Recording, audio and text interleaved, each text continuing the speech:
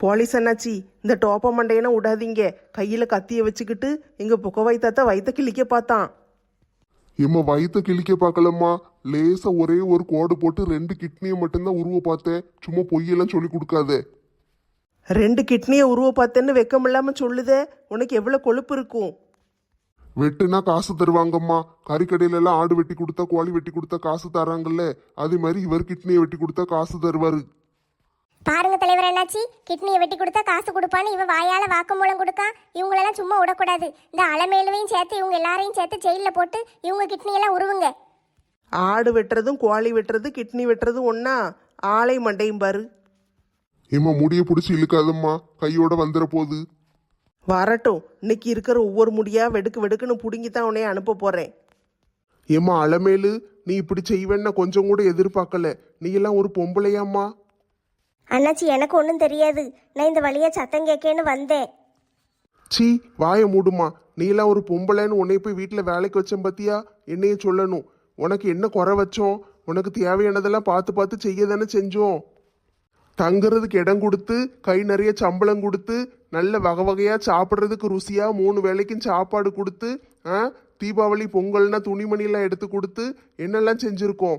நீ வார வாரம் உன் பிள்ளைகளை பார்க்க போகும்போது எங்கள் வீட்டில் இருந்து காய்கறி, மளிகை சாமான், பாதாம், பிஸ்தா, எண்ணெய் பாக்கெட்டு, நெய் டப்பான்னு எல்லாத்தையும் அள்ளிட்டு போவியே. என்னைக்காவது ஏதாவது ஒன்று கேட்டிருக்கோமா? சரி, நம்ம வீட்டு ஆளு தானே, கொண்டு போட்டுன்னு தானே விட்டோம். நீ இப்படி கூட இருந்தே துரோகம் பண்ணுவேன்னு நாங்கள் எதிர்பார்க்கவே இல்லை. இந்த கிட்னி திருடன் தான் என்னைய இப்போ ஏசியே மயக்கிட்டான். அடி பாவி, நீ தானே வந்து என்னைய பார்த்து இந்த ஊர்க்காரங்களெல்லாம் கடத்தி கொள்ளணும்னு. ஏன் பேதியில் போவான், நீ தானே என்கிட்ட வந்து பேசுன. பொம்பளைய பாரு, பொம்பளைய இப்படி போய் சொல்லி களவாணி பொம்பளைய நான் பார்த்ததே இல்லம்மா. இவங்களெல்லாம் சும்மா விடாதீங்க தலைவர் என்னாச்சி. ஆமா தலைவரே, எங்க வீட்டுக்கார கயத்தை போட்டு கெட்டி போட்டிருக்கா. இவளெல்லாம் சும்மா விடக்கூடாது. இவளை நடு ரோட்ல நிக்க வச்சு சுடணும். இல்லன்னு என்கிட்ட விடுங்க, நான் பாத்துக்கிடுதே. அண்ணாச்சி, இந்த கிட்னி திருடன் போய் சொல்லுதான். நான் இவன் கூட சேரல. இவன் தான் வந்து என்னைய கூட்டிகிட்டு வந்தான். என்னமோ ஷூட்டிங் இருக்கு, நடிக்கணும், அப்படி இப்படின்னா. சரி, நம்மளுக்கு இப்போ வேலை இல்லையே, துட்டு கிடைக்குமேன்னு வந்தேன். பொய் சொல்லாதம்மா, எல்லாம் எங்களுக்கு தெரியும். நீ இவன் கூட சேர்ந்துக்கிட்டு எல்லா திட்டமும் போட்டது எல்லாம் எங்களுக்கு தெரிஞ்சிட்டு. கையும் களவுமா பிடிச்சிருக்கு, பேச்ச பாரு பேச்ச. தலைவர் என்னாச்சி, இந்த அலமேலும் சும்மா விடாதீங்க. தலையில ஒரு ஆணி அடிச்சு புளிய மரத்துல தொங்க விடுங்க. அடி பாவிகளா, புளிய மரத்துல தொங்க விட நான் என்ன பேயா? பேய் கூட சில நேரத்தில் இறக்கத்தோடு நடந்துக்கிடும். உன்னைய மாதிரி மனசாட்சி இல்லாமல் யாரும் இருக்க மாட்டாங்க. நீலாம் ஒரு மனுஷியா? இந்த விளங்காதவ ஊருக்குள்ள வந்த நேரத்துல இருந்தே ஊருக்குள்ள எல்லாம் கெட்டதா நடக்கு. இவளை தூக்கி தூர வீசுங்க. எல்லாரும் பேசி முடிச்சாச்சா? இப்ப நான் பேசட்டா? இவ்வளோ நேரம் சும்மா நின்றுட்டு இப்போ வந்து பேசட்டான்னு கேட்கறத பாரு. நீங்கள் சும்மா வெட்டியா நின்றுக்கிட்டு இருக்கீருந்தானே நாங்கள் பேசிக்கிட்டு இருக்கோம். ஏம்மா, எனக்கு பேசுறதுக்கு ஒரு செகண்டாவது கேப் கொடுத்தா தானே நான் பேச முடியும். ஏட்டி, கொஞ்ச நேரம் சும்மா இருட்டி. அவர் என்ன பேசுதாருன்னு பாப்போம். கஷ்டப்பட்டு கண்டுபிடிச்சது நம்ம. இப்போ வந்து அவர் பேர் வாங்க போறாரு. பேர்லாம் வாங்கலம்மா, அதெல்லாம் நீங்களே வச்சுக்கோங்க. இந்த தாத்தாவை கண்டுபிடிச்சது உங்களுக்கு தான் இந்த பெருமை சேரும். இந்த பொம்பளையும் இந்த 2 ஆட்களையும் சும்மா விடக்கூடாது. இவெல்லாம் டாக்டருக்கு படிச்சங்கிற பேரில் இங்கே வந்து கிட்னியை தோண்டிக்கிட்டு இருக்கான். இவன் சர்டிஃபிகேட் எல்லாம் பிடுங்கி தூர போடுங்க. இவெல்லாம் இனிமேல் டாக்டராகவே இருக்கக்கூடாது. அதெல்லாம் நாங்கள் பார்த்துக்கிட்டு தான் பாட்டியம்மா. இனிமே இவர் டாக்டரா வேலை செய்ய முடியாது. அட கடவுளே, கிட்னி திருடன் காசு தரான்னு நம்பி ஏமாந்து வந்து கடைசியில் என் படிப்பும் வீணா போச்சே. படிப்பு ஒரு நல்ல காரியத்துக்கு யூஸ் பண்ணணும். எத்தனை பேர் டாக்டர் ஆக முடியாமல் நீட்டில் பரீட்சையில் ஃபெயில் ஆகிட்டு கஷ்டப்பட்டுட்டு கிடக்காங்க. உங்களுக்கெல்லாம் ஈஸியாக கிடச்சிட்டுல்ல, அதனால தான் இப்படி அந்த வேலையை வீணாக்குதீங்க. சார், இவங்க எல்லாரையும் கூட்டு போய் முதல்ல ஜெயிலில் அடைங்க சார். மற்றதெல்லாம் நாளைக்கு காலையில் நான் ஸ்டேஷனுக்கு வரேன், அங்கே வச்சு பேசிக்கிடுவோம். சரி சார், நானே இழுத்துட்டு போகிறேன். ஏம்மா பொம்பளை, இல்லை 2 பேர் வாங்களே. சார், நான்லாம் ஒரு தப்பும் செய்யலை சார், என்னைய விட்டுருங்க. எனக்கு 2 பிள்ளைகள் இருக்கு. பிள்ளைகள் இருக்குங்கிறது தப்பு செய்யறதுக்கு முன்னாலே தெரியணும். நான் என்ன தப்பு செஞ்சேன்? சும்மா தானே இங்கே உட்காந்துக்கிட்டு இருந்தேன். இந்த படுபாவி பையன் பிரியாணி கூட வாங்கி தரல, என்னை ஏமாத்திட்டான். பிரியாணி ஒன்றுதான் இப்போ கேடு. ஏற்கனவே உனக்கு நிறைய தடவை மன்னிப்பு கொடுத்தாச்சு. ஊருக்காரங்களை தொல்லை பண்ணாதன்னு நான் ஏற்கனவே உன்கிட்ட சொல்லியிருக்கேன். அது காணாததுக்கு கடைசியில் எங்கள் வீட்டுக்குள்ளேயே நீ கையை வச்சுட்ட. வீட்டில் உள்ளவங்களுக்குள்ள சண்டை இழுத்து விட பார்த்தேன்னு தான் உன்னைய விரட்டி விட்டேன். இப்போ மறுபடியும் நீ ஊருக்காரங்க மேலே கையை வச்சிருக்க. இந்த தடவை கொஞ்சம் மோசமாக போயிட்ட. அதனால இனிமே நீ வெளியவே வர முடியாது. ஜெயிலே கடந்து சாவு. அட கடவுளே, இந்த ஊர்க்காரிகளை பழி வாங்கணும்னு நினச்சேன். கடைசியில் நம்மளை கொண்டு ஜெயிலில் போடுதாங்களே. வாழ்க்கை பூரம் ஜெயிலையே கிடக்கணும். என் பிள்ளைகளை யார் பாப்பா? உன் பிள்ளைகளை கொண்டு ஆசிரமத்தில் சேர்த்து விட்டுருதோம், நீ ஜெயிலில் கடை. சார் என்னை வெளியே விட்டுருங்க, நம்ம கமிஷன் பேசிக்கிடுவோம். கமிஷனர்கிட்டயே கமிஷன் பேசுதியா? வா வா ஜெயிலுக்கு வா, எப்படி கமிஷன் கொடுக்கணும்னு நான் காட்டுதேன் உனக்கு. தலைவர் என்னாச்சி, நாங்கள் கிளம்புதோம். நான் கூட்டு போய் இவனுங்களை ஜெயிலில் போடுதேன். நீங்கள் பார்த்து இவங்களெல்லாம் கூட்டு போங்க. ரொம்ப நன்றி சார். நான் கேட்ட உடனே நீங்கள் இவ்வளோ நேரம் வந்து உதவி செஞ்சதுக்கு ரொம்ப நன்றி. அது எங்கள் கடமை சார், நாங்கள் போயிட்டு வரோம். ஆ சரி சார், போயிட்டு வாங்க.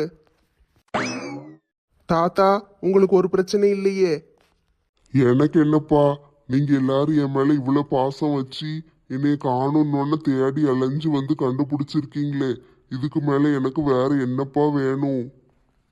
வயிற்ற வெட்ட பார்த்தானா எதுவும் வெட்டிட்டானா? காட்டுங்க பாப்போம்.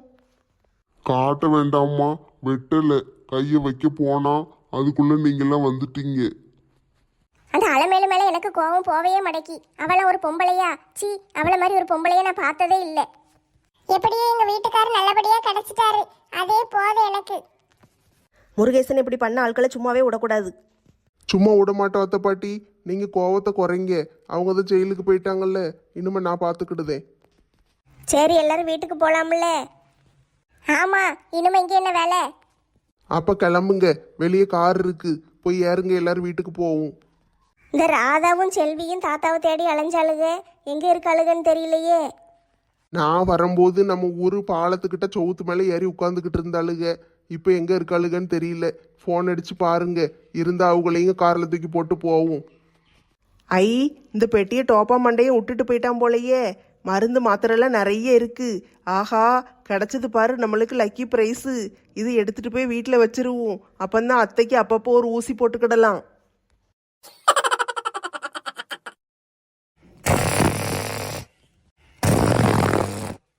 என்ன அம்மா இப்படி தூங்கிட்டு கிடக்காக? சரி, எழுப்பி விடுவோம். எம்மா, எம்மா, எம்மா எந்திரிங்களே. என்ன டீ, கொஞ்ச நேரம் தூங்க விடு. எதுக்கு எழுப்புதே? எம்மா, காலையில் 6 மணி ஆயிட்டும்மா. காப்பி போடணும்மா.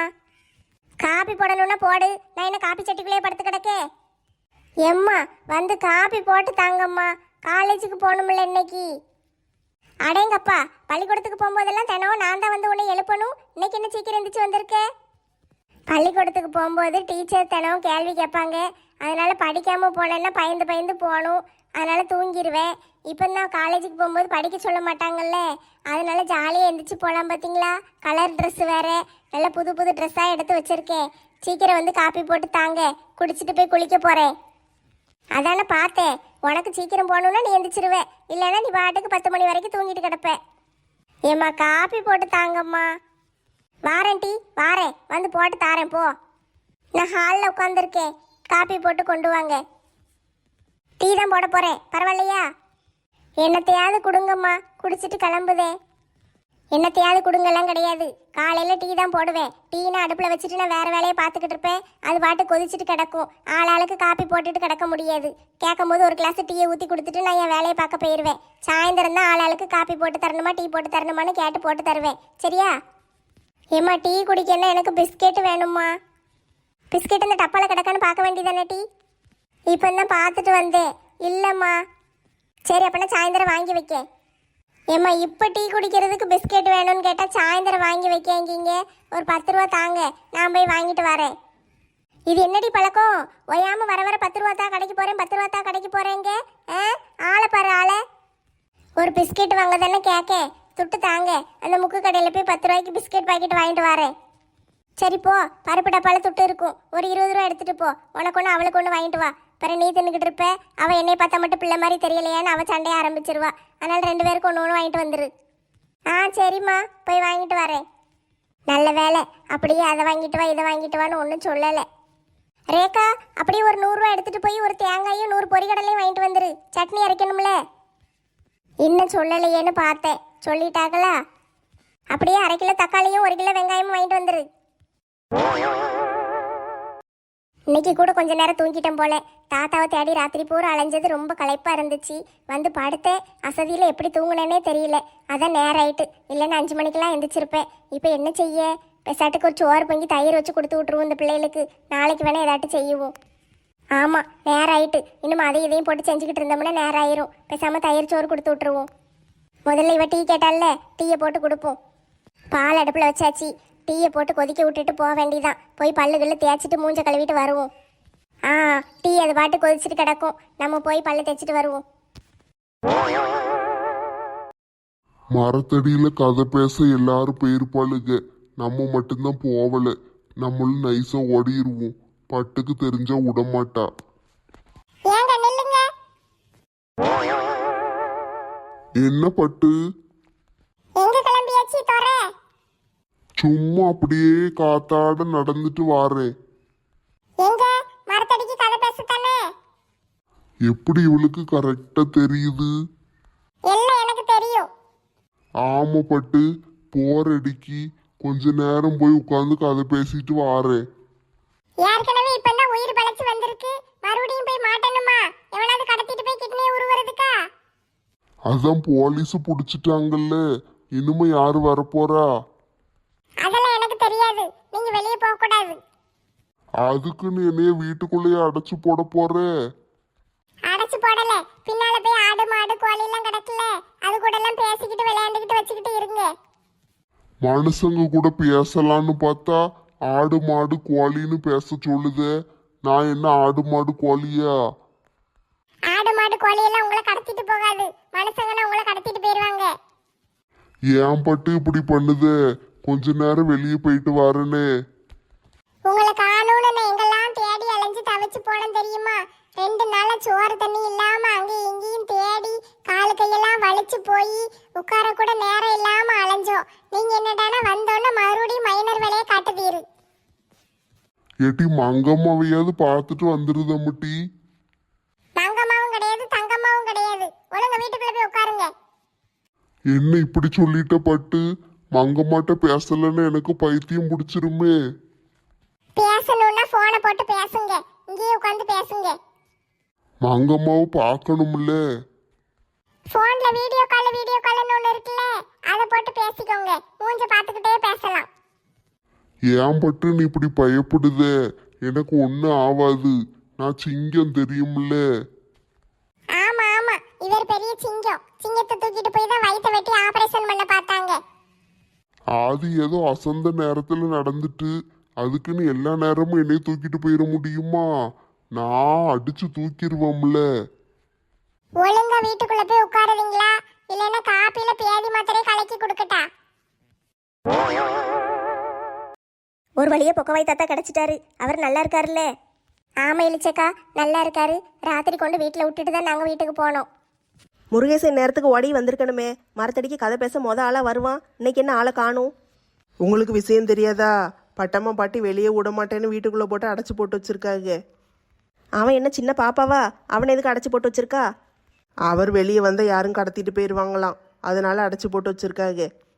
அட கொடுமையே, தாத்தாக்கா இப்படி ஒரு நிலைமை வரணும்? நம்ம கூட்டத்திலே அவர் தான் கலகலன்னு பேசிட்டு கிடப்பாரு, அவரை கொண்டு அடைச்சி போட்டாங்களாக்கும். நம்ம எல்லாரும் இருக்கோம்ல, நம்மளை மீறி அவரை யாரும் கடத்திட்டு போயிட போறாங்க? பாட்டிக்கு பையன் இருக்கத்தானே செய்யும். நேத்தெல்லாம் என்ன தவிச்சாக தெரியுமா? அவரை காணும்னு சாப்பிடவும் இல்லை, டீயும் குடிக்கல, ஒன்றும் செய்யலை. நாங்களாவது கடையில் அங்கங்கே ஜூஸு கிசு வாங்கி குடித்தோம், அவங்க ஒன்றும் குடிக்கலை. எங்கன்னு அவரையே தான் தேடிக்கிட்டே அலைஞ்சாங்க.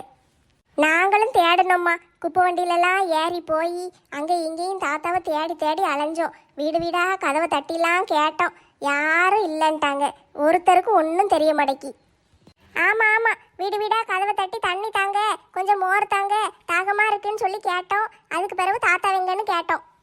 எங்கே போனாலும் இந்த பிச்சைக்கார புத்தியை விட மாட்டேக்கியே. பிறவு என்னம்மா, வெயிலுக்குள்ளே தாகமாக இருக்கு, தேடி தேடி அலைய வேண்டியிருக்கு. கடையாக போய் ஜூஸ் வாங்கி குடிச்சிக்கிட்டு அலைய முடியுமா? துட்டி அரட்டை இருக்கு. அதுக்குன்னு வீடு வீடாக போய் பிச்சை எடுத்தியாக்கும். பிச்சை எடுக்கலக்கா, ஏதாவது ஒரு வீட்டுக்கு போய் ஏக்கா கொஞ்சம் தண்ணி தாங்களேன், தாகமாக இருக்குன்னு கேட்பேன்.